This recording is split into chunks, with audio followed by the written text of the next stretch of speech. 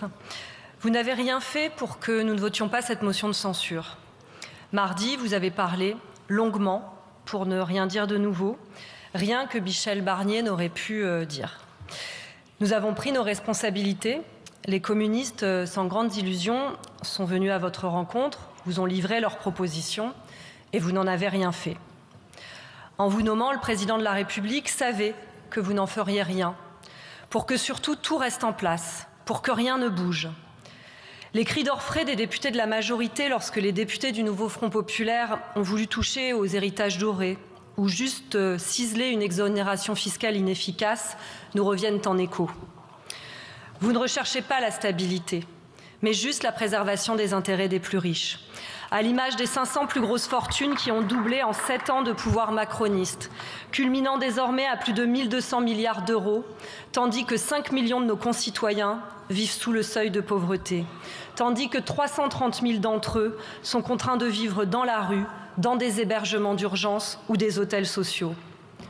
En fait, au prétexte de la stabilité, vous avez engendré une tempête qui nous pousse tous au bord du ravin. Vous ne voulez pas un budget pour le pays. Vous voulez un budget qui ne touche pas au capital. Oui, les Françaises et les Français sont inquiets. Inquiets pour leur avenir et pour celui de notre pays, pas de savoir combien de temps vous resterez à ce poste. Ils vous demandent comment se loger, comment nourrir leur famille, comment avoir un travail rémunérateur et intéressant. Vous leur répondez que les élus pourront à nouveau cumuler les mandats et cumuler leurs indemnités. Nos compatriotes s'inquiètent de leur avenir et de celui du pays, pas du vôtre. Et oui, ils sont en colère aussi de voir qu'avec tant de pouvoir, vous ne décidiez pas de changer leur vie en mieux, que vous soyez si peu à la hauteur de leurs attentes. Vous avez fait mine de vouloir avancer sur la question des retraites, mais ce n'est pas un jeu, Monsieur le Premier ministre, c'est même une question de vie ou de mort. Vous avez parlé de compromis, comme tant d'autres avant vous avaient parlé de co-construction, pour mieux ensuite piétiner la mobilisation sociale et imposer la réforme des retraites à coup de 49.3. Le pays subit encore les soubresauts de cet assaut antidémocratique. Et qu'avez-vous proposé pour y remédier? Alors d'abord un conclave bien mal ficelé et ensuite un droit de veto pour le MEDEF. Et puis, dans une dernière lettre, maintenant, eh bien, il y a toujours un grand flou qui persiste. Il y a tellement de si avant que le Parlement puisse enfin se prononcer qu'il est difficile d'y voir clair. Monsieur le Premier ministre, les députés veulent pouvoir voter enfin sur l'abrogation de la réforme des retraites. Nous n'avions déjà pas confiance et vous nous flouez quand même. Vous ne demandez pas la confiance comme on le fait dans les démocraties parlementaires, vous la redoutez et pire, vous croyez pouvoir vous en passer. Vous avez décidé de tourner le dos aux aspirations populaires et une nouvelle fois de ne pas respecter le scrutin des élections législatives anticipées. Vous avez décidé de vous lier avec ceux qui exigent la discipline de marché et demandent même aujourd'hui à faire tomber ce qu'ils appellent la gratuité, oubliant qu'on appelle ça des cotisations sociales et de la contribution par l'impôt. Vous avez décidé de reprendre le budget, ou plutôt le plan d'austérité de Michel Barnier que nous avions censuré.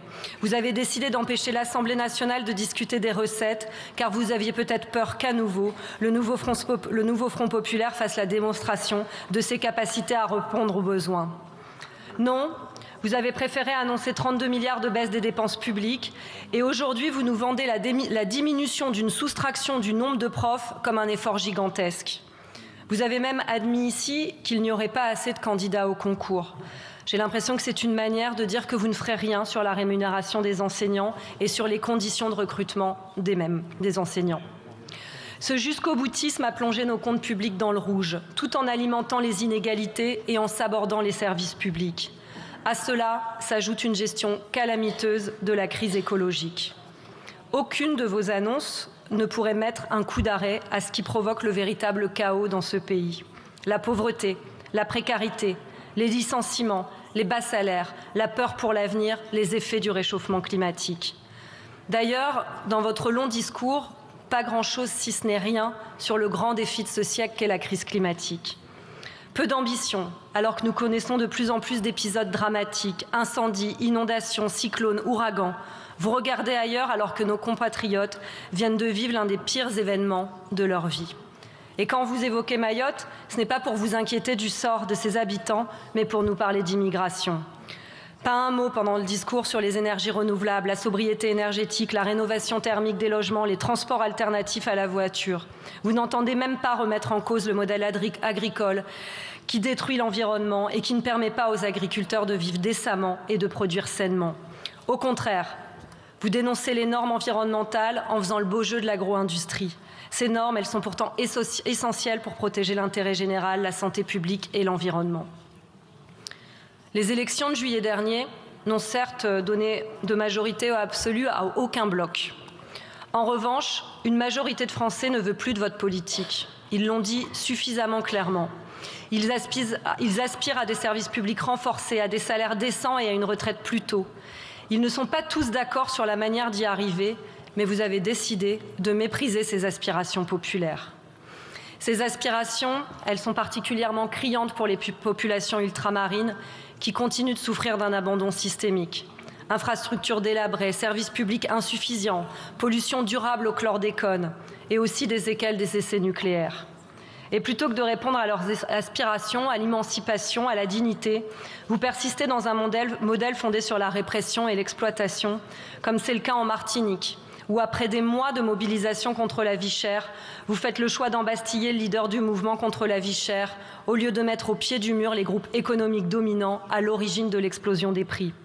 Quant à Mayotte, affirmer qu'en sabotant le droit du sol, vous mettrez fin à l'immigration et à la misère est un mensonge. Non, pour apaiser et pour protéger, il y a besoin de justice et de réparation. En matière de diplomatie, la politique macroniste oscille entre l'inaction coupable et des choix désastreux qui aggravent les crises mondiales. Emmanuel Macron aborde une posture digne d'OS 1617 avec la condescendance d'un autre âge.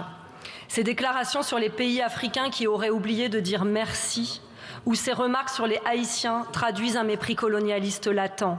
Et ce discours, il discrédite profondément la diplomatie française.